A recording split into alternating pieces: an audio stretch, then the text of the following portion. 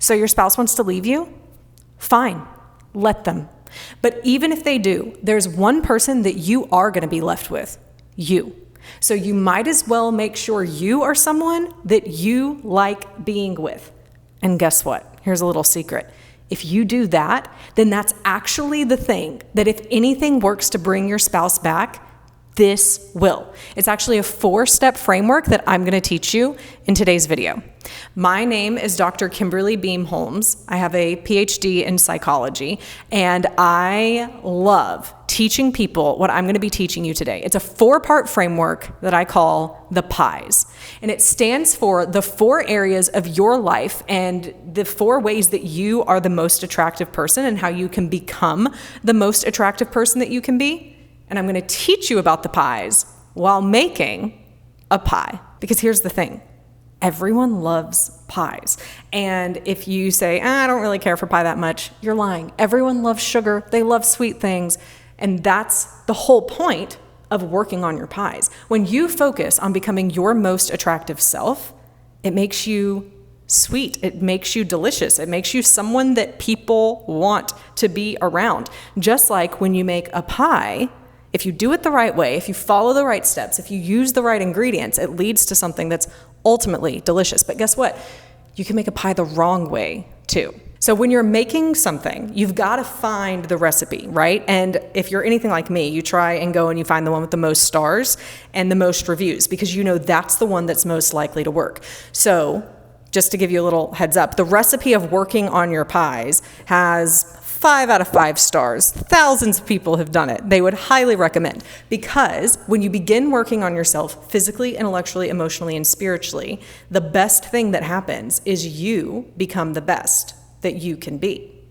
We're going to dive into each of those. I'm going to pull up my recipe, and the first thing I'm going to do is start by making an Oreo crust while also explaining to you what the physical part of the pie stands for and what you need to do about it. So what is physical attraction? Well, we can think of it kind of like the crust of a pie. It's the thing that people tend to see and judge the pie by, especially if you've ever watched a Great British Baking Show. I mean, people will fail or pass based on how well their crust is done and how golden brown it is. Physical attraction. It's all about looking and feeling the best that you can for your age and situation in life. Now, let's be real. That's not going to happen if you just eat a bunch of pies like we're going to be doing in today's video. But here's what it is about. Physical attraction. Yes, there is a looks aspect to it. Are you focusing on keeping your body well nourished, on moving, on getting good sleep? Because it's these things that are the inputs that we put into ourselves that allows us to have the energy, the motivation, the drive to show up and meet the demands that our daily life throws out at us, especially if your marriage is in crisis. If your marriage is in crisis and you're already not sleeping great, you are less able to handle the stressful conversations that come your way, the emotional decisions that come your way, because a lack of sleep clouds all of that judgment. If you're eating a bunch of highly processed foods, again, you're not going to feel great. If you are not moving your body around and going outside and getting sunlight, all of that is going to affect the way you feel about yourself. It's not just about trying to look like your body should be on the cover of a magazine. That's not what it's about. But it is about taking care of yourself. It's about putting on some nice clothes every once in a while, getting your hair done, doing things that make you feel more confident in the way that you show up. And so the easiest ways that you can go about doing this, number 1, get good sleep. If you're struggling with sleep right now, that's the number 1 thing that I want you to focus on. Aim to get 7 to 9 hours a night. Aim to have a good bedtime routine. Aim to actually put down the phone and anything that causes negative emotions before you go to bed. Do everything you can to protect your sleep, for from that, everything else will flow. If you get more sleep, you are going to have better judgment, better emotional handling. You're going to be able to do the rest of your pies even better. It's also going to give you the energy to go and start working out. I don't care if you go for a run, if you go for a walk, if you're lifting weights, if you're doing Tai Chi. I don't care what you're doing, but as long as you are moving your body, it helps your muscles to get rid of tension. It helps you to sleep better that night. There's so many great benefits that it has for you. And if you're already struggling with anxiety or depression, attraction, then working out is going to be something that allows you to, even without medication, begin to have a dwindling of those symptoms that you're currently feeling. And then finally, eating. Again, not pies all of the time, but aim to eat some vegetables, some meat, some good foods, because it's going to help you ultimately feel better about yourself as well. With that being said, every once in a while you have to treat yourself, so I'm going to start doing whatever this is, food processor for the crust.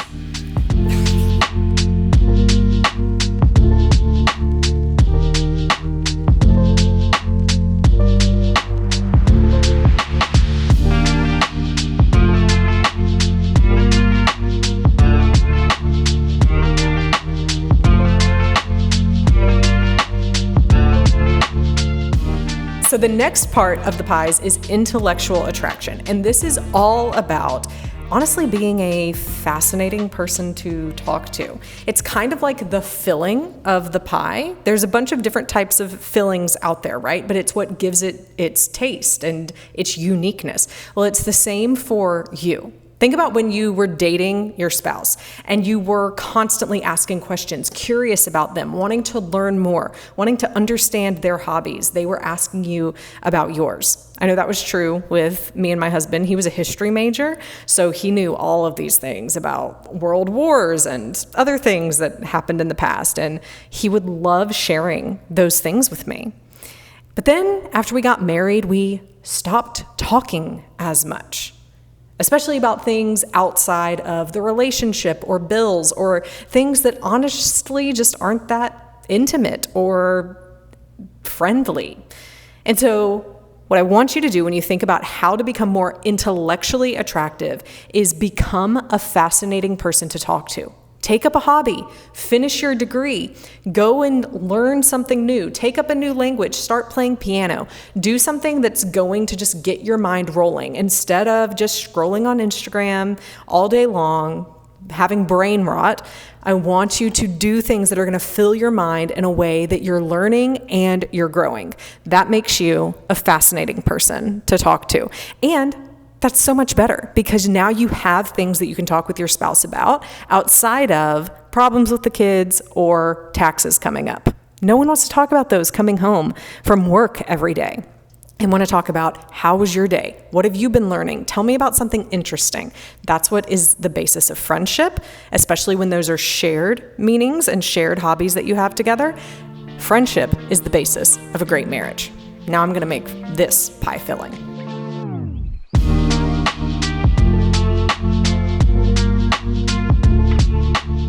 One of the most important parts of making a pie is the sugar. I know sugar gets a bad rap and it is terrible for you. I can't really argue on the basis of the health benefits of sugar, but think about the taste of pie. That's what we're talking about here. When I was a freshman in high school, the seniors would take food class. They would take cooking class. And there was one day in particular that they came running down freshman hall saying, "We made you all cookies." And so on my way to chorus class, I was like, oh, these really good looking freshman guys just made me cookies. Of course I took one, started eating it, only to find out it was a salt cookie. Mouth instantly dehydrated in chorus class trying to sing, and the taste of all of the salt was so off-putting. Well, here's the thing. Salt looks like sugar. But salt, when you put it in a pie and you mistake it for sugar, that's the worst taste that someone could have. It instantly pushes someone away. It instantly gives this kind of feeling. The whole point about emotional attraction is that you evoke emotions within other people that they enjoy feeling. You want to be the sugar, not the salt. And back when you were dating your spouse, you were doing this. You were listening to each other. You were accepting how they felt. You were there for them when they needed you. You were doing these kind things for them. You were giving them compliments. That's how you were when you were dating. But somewhere along the way, you began to turn those compliments into complaints. And guess what? Those feelings that evoked good emotions in your spouse, that they enjoyed feeling from you, The more those turned from compliments into complaints, the worse they felt about themselves and the more they didn't want to be around you. You better believe I never ate another cookie from a senior when I was in high school again, because I had learned my lesson. It had pushed me away. We can do that same thing in our relationships. So when it comes to emotional attraction, we want to use the right kind of ingredient. We've got to use the sugar, not the salt. We need to do the thing that pulls people towards us, not the things that push people away.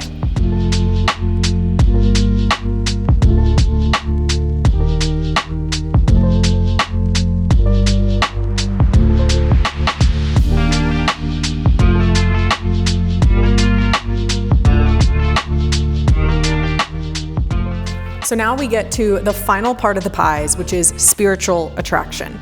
And let's be real, cream is what makes everything better. It's decadent, it's rich, it's what brings depth and volume to a pie. And that's what spiritual attraction does for you. It is living in line with your beliefs and values, becoming and being the person that you want to be. It's about having strong beliefs and values and being sure that you continue to make decisions and to act in ways that are in line with that. Now, to do this, you need to actually have some kind of internal moral compass. And a lot of people, when they're in the middle of going through marriage crisis, they feel like that's kind of broken. Maybe they grew up in a Christian faith, but they can't imagine how God would allow this to be happening to them, why God won't just change their spouse, why God won't save their marriage. So maybe you're just questioning your faith right now and trying to figure out what you actually believe. That's going to play a part in your spiritual attraction ultimately. Because here's the thing, we are attracted to people who we believe have the same beliefs and values that we do, or better beliefs and values than we do. When my husband and I started dating, one of the first things that attracted me to him was this area of spiritual attraction.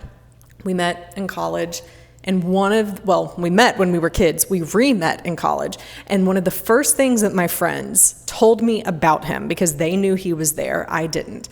And they said, "Oh my goodness, he's such a good guy. He's so generous. He goes and helps the homeless. He's given to our mission trips when we've gone before. He's genuinely a good person."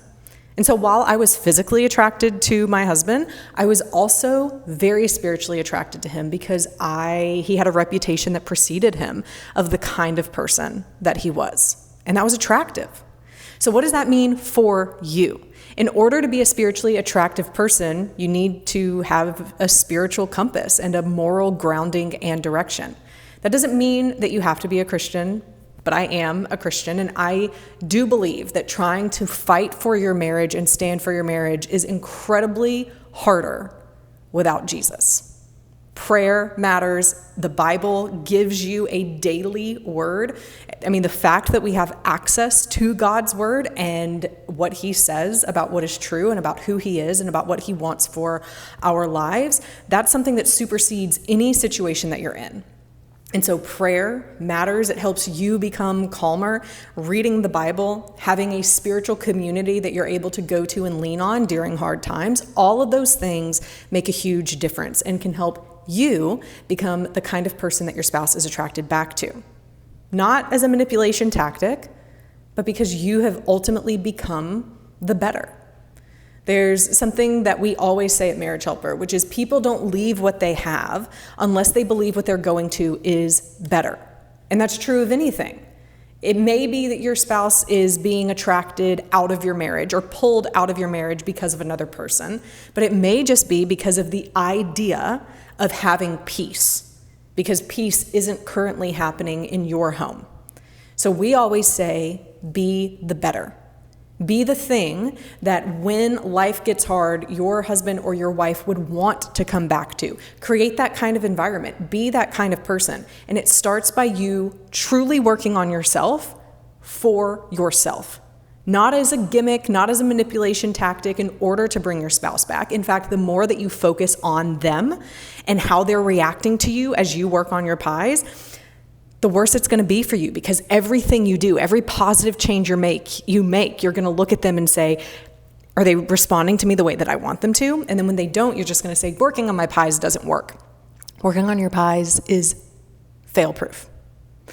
Unlike this pie that I'm probably making, which is going to look probably pretty ridiculous, but working on your pies will never fail, because when you work on becoming your best self, it is a win-win situation. It's going to be the best thing you can do for you, and if anything works to bring your spouse back, this will.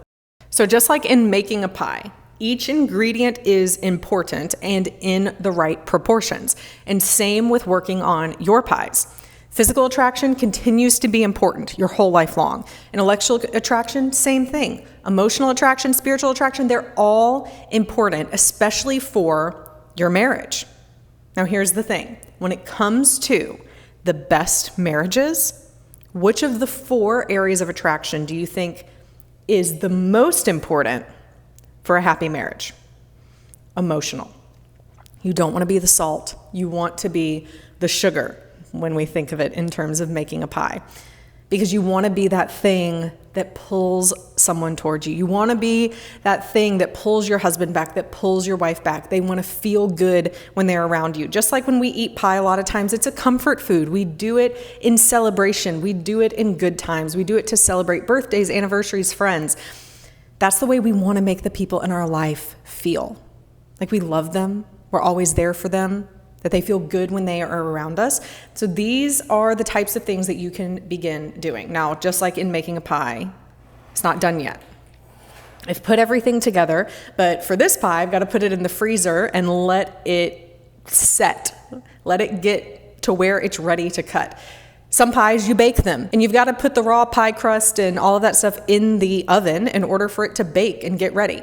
Same with your pies. You're going to start working on the bait. You're not going to see the full outcome until you give it time. Be consistent about it. So we're going to put this in the freezer. We're going to see how it turns out. And then I'm going to tell you what you can do now. Okay. My pie is ready. Let's see how it looks. Let's see how it tastes, more importantly. Here's the thing. You spend all this time in your life working on your pies. And you just want to feel good about it at some point. You want to feel like you can experience the outcome, the result of all your hard work. And you should, because it's important to celebrate the milestones. In fact, if I were back at the beginning of trying to save my marriage right now, in fact, this is what I did when my marriage was in crisis. For the longest time, I was not focused on me at all. I was completely focused on my husband, on everything I wished he would do differently in order for me to be happy. And the more I did that, the less happy I was. It wasn't until I finally focused on me, physically, getting out of my pajamas. I was just lounging around all day, feeling sorry for myself. I started to just take care of myself, start working out, start eating healthy, just start taking care of my body, getting better sleep. Intellectually, I began to learn more, to take up new hobbies, to take up new interests, to learn new language. I remember my husband took German in college. And so I remember buying a set of, like back when CDs were a thing, if you remember, a set of how to learn German. And I would just listen to it as I would drive, because I wanted to have something in common with him, even though we were going through crisis. Like that's a key point that I wanted to just learn for myself. Emotionally, it was about really thinking through what are the things I'm doing that are driving him away emotionally. One of those things was when he would come home from work after an incredibly hard day, and I would just expect him to make me happy. I would expect him to pay attention to me.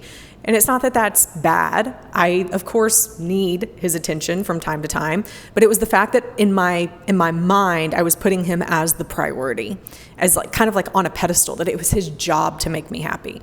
So instead, I just flipped that. What can I do to make our home more inviting and warm when he comes home? Or now it's kind of flipped where I'm the one coming home.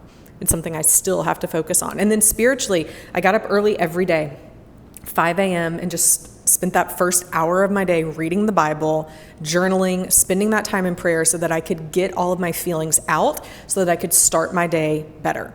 And over time, I began to see the results of working on my pies. In myself, I began to have better self-esteem, better confidence, all of those things. And then eventually he saw that in me and he began to change himself too. So, how did this pie turn out? I feel like I need a plate, maybe. Let's see. Oh, I don't know. It looks delicious. Not perfect, but really good.